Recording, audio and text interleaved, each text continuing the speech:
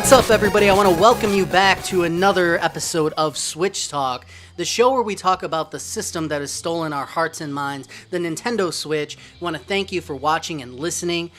Please keep in mind that we're trying to fit into your podcast schedule. We're trying to keep our show to 30 minutes or less so we don't have to replace something else that you absolutely love. We want to fit in there, so thank you so much. We want to thank all of our loyal listeners and fans. I want to thank all of our first ever guests on the show, because apparently every guest that comes on is our first guest ever. So thank you very much, John. Thank you very much, Kay. And we hope to have more guests soon. There's gonna be a huge announcement coming up on all of our social medias. We're gonna be giving away a copy of Mario Odyssey. So definitely look out for how to enter that giveaway. On today's episode, a grand achievement: SteamWorld Dig 2. That's all I have to say. Clay, please start us off.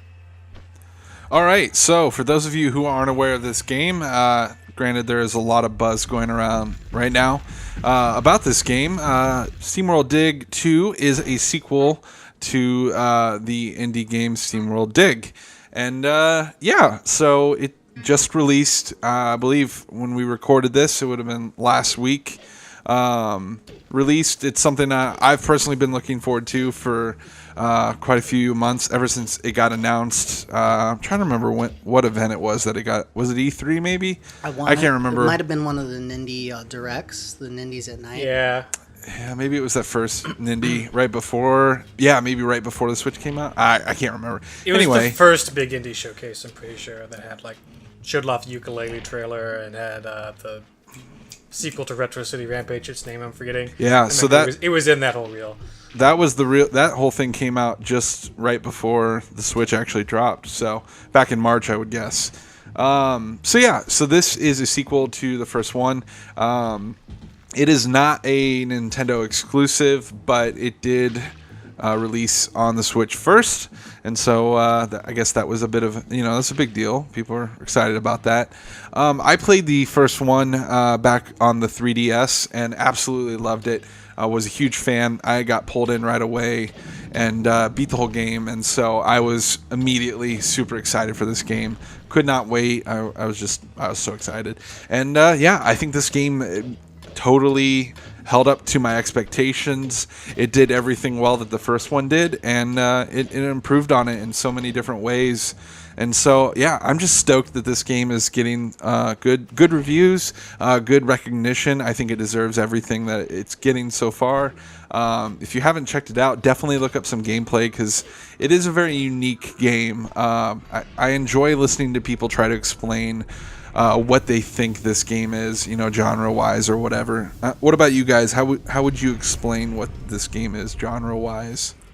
A lot of people go to Metroidvania. And, that's what I was going to say, too. And I think it's fairly accurate. I mean, you're moving across various levels, digging deeper with your various tools, finding secrets, gaining accessibility to new areas based on what you unlock. And I think that's kind of like Metrovania, in a nutshell. I'm sure there's other elements that you can toss out there that you could say that would fit into that same box. But what was interesting to me is that the word of mouth had been so positive before the game released that I didn't wait for any type of review before picking up the title, and I was really excited to play.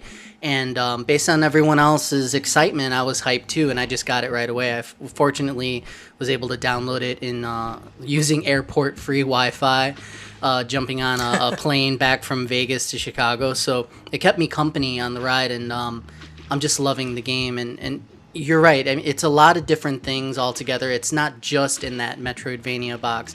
I would say that it's a platformer. It's action, and I think that it's a very challenging game, which what makes it stand out to me. And there's a lot of character to it. They're the characters you interact with. Who you play as. Your little companion spark of light thing is really hilarious. So the game is exciting and challenging, and just the mechanics are solid, and it's just really great. What do you think, David? What kind of game is it?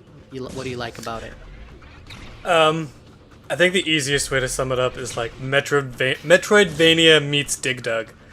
'Cause Dig it's kinda Dug, yeah. Dig NBC Dug. was talking about that. Dig Dug. Yeah, Bring it back. because it's kind of like you take like a Castlevania, a modern Castlevania, I should say, or a Metroid game, and then fill up all those areas with dirt, like a Dig Dug level, and that's kind of, I guess, probably the simplest way to describe it.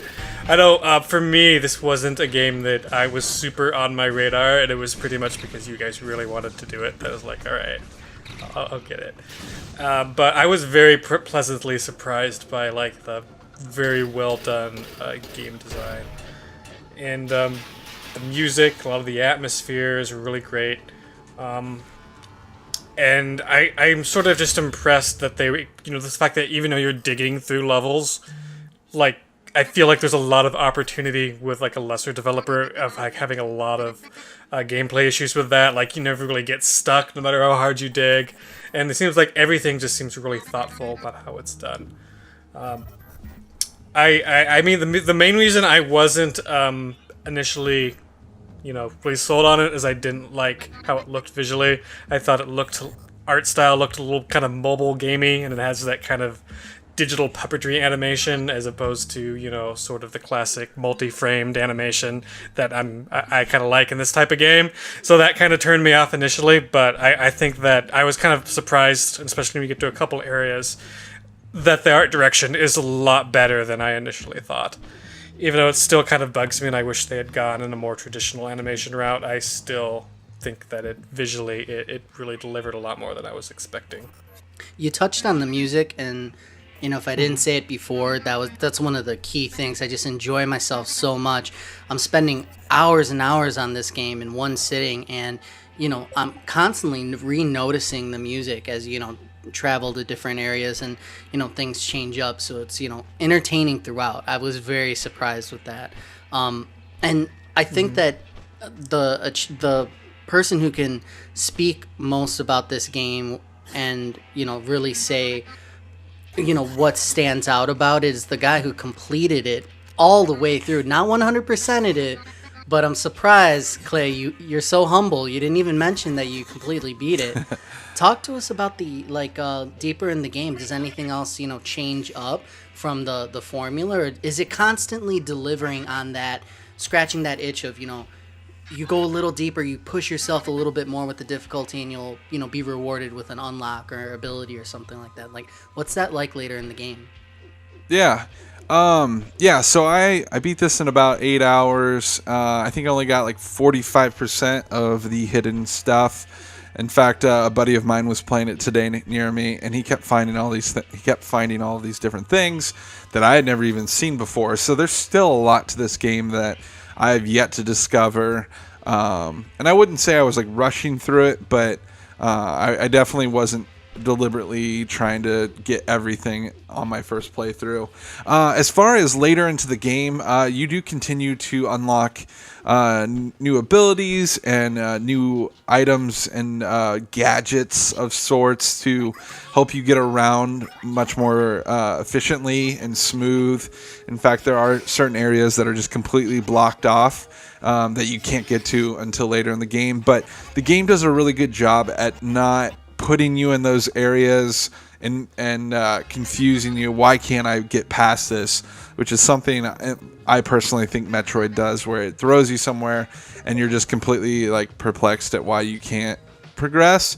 Whereas I feel like this game does a really good job of just moving you along, but then later you're like, oh, there's that one thing that I completely forgot about, and then you're able to go back and progress through it. So as you get through the game, you continue to get more money, and you have to continue to decide, where do I want to spend my money? Do I want to do this, or do I want to do this?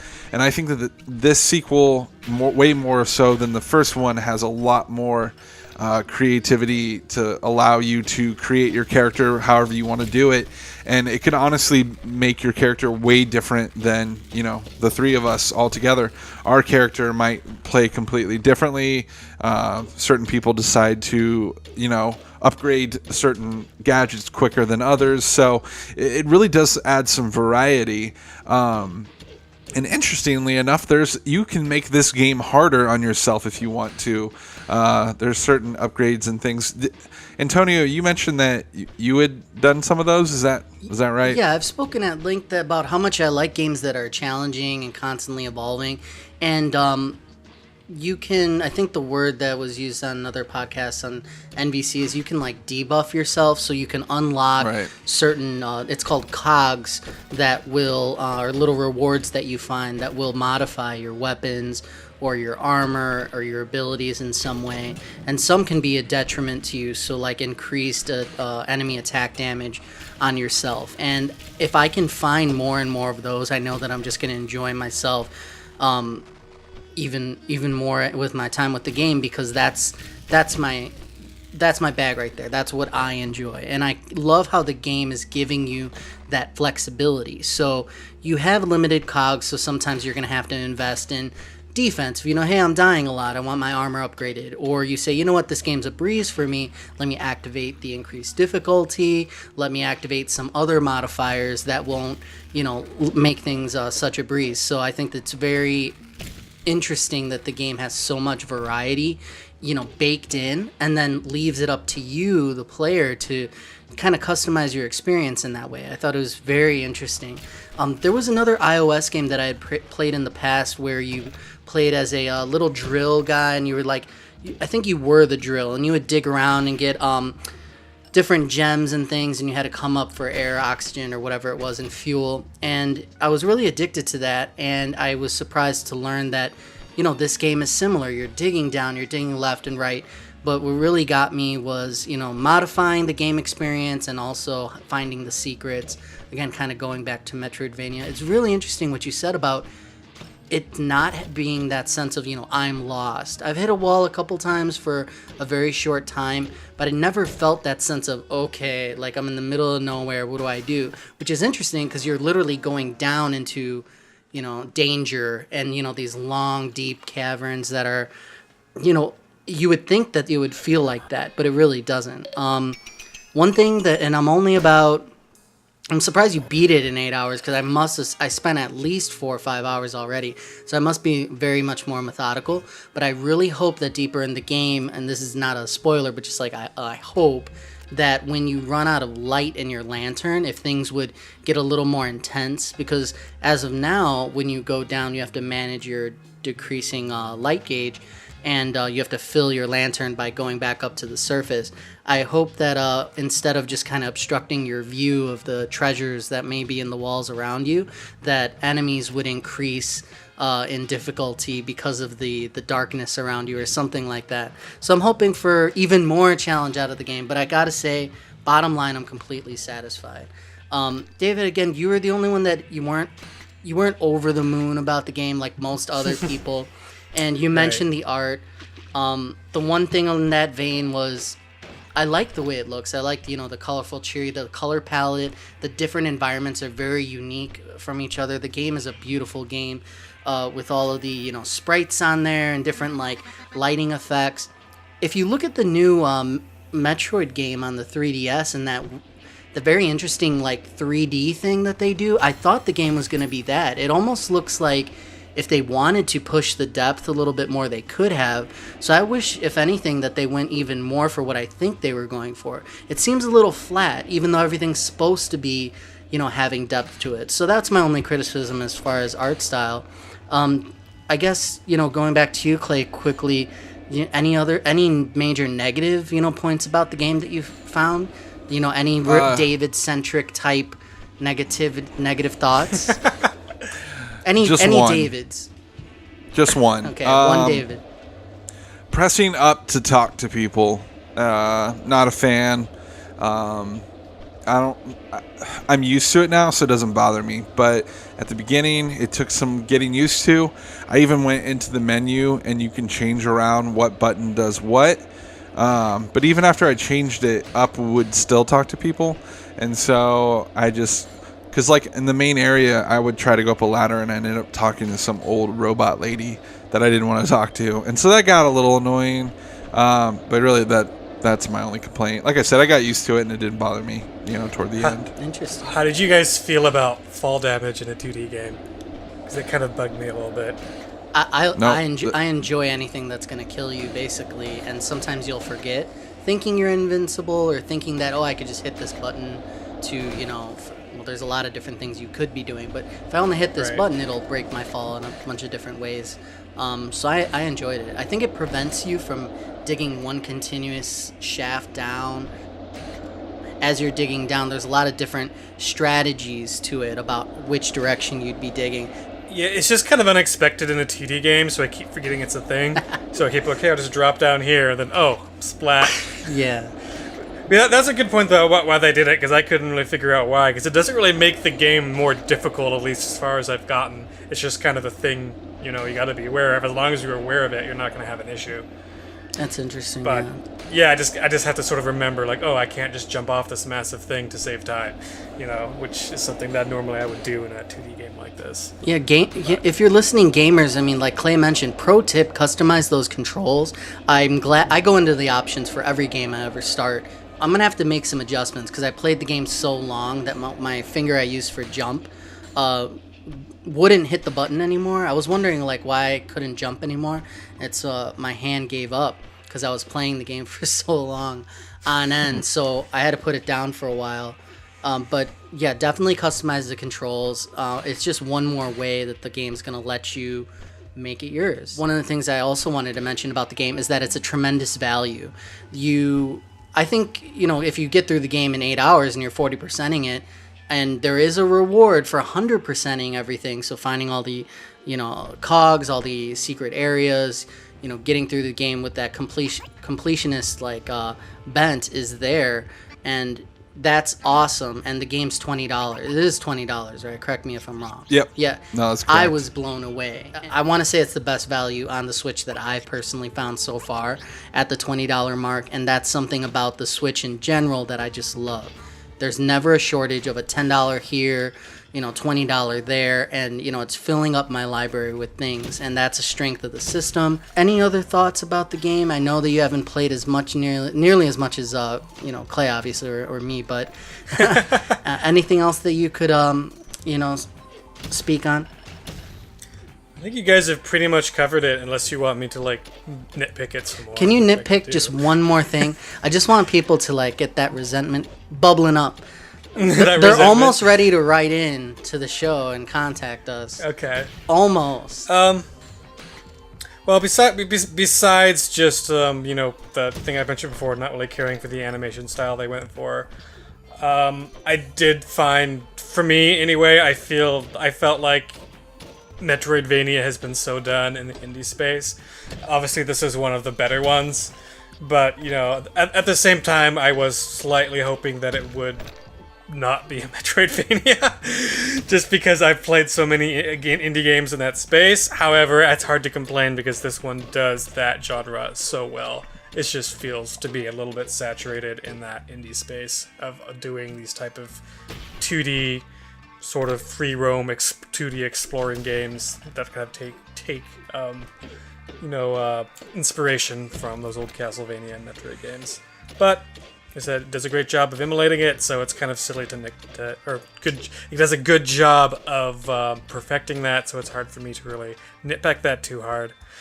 So other than that, it's just for me, it's not something that I wasn't really addicted to, but I had a good time every time I played it, and I think I would give it a solid 8 out of 10 for me. Oh, I really hope that we start throwing out numbers on some games. I'm gonna push for that. I don't usually do forward. it, but that's to me I don't usually throw out numbers, but to me it just feels so much like that's what the number is. I'm to a me. fan. I mean, I know So- there's a lot of downsides to the numerical scales, etc. But I'm Right. a fan of putting something on it, and I would say I'd argue that it does deliver a lot of fresh things. I had mentioned the characters before, and your companion. Do you remember the name of your little companion helper, the spark of light, the blue spark?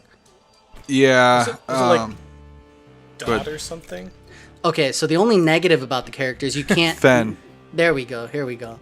So Fen. F-E-N. I personally didn't remember the name, but I absolutely remember the humor and the wit and the the character's supposed to be your guide, your companion throughout.